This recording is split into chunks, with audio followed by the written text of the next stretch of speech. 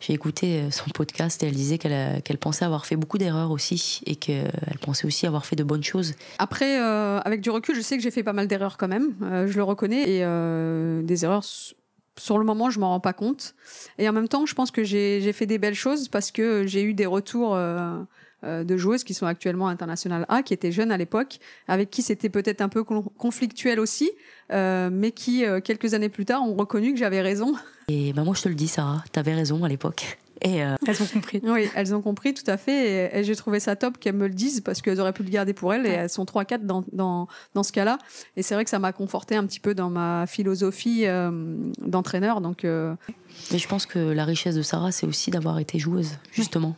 Et ça a été aussi quelque part son avantage dans son coaching. Les croiser sur un terrain, il y en a pour la majorité, c'était sur un terrain, un petit mot.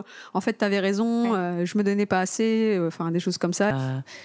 Moi, si je peux te passer un message, je suis très contente d'être passée, en tout cas sous les couleurs de Guingamp, et que tu aies pu être mon entraîneur, parce que j'ai appris beaucoup de choses, notamment la proximité et le fait d'avoir ce lâcher prise aussi.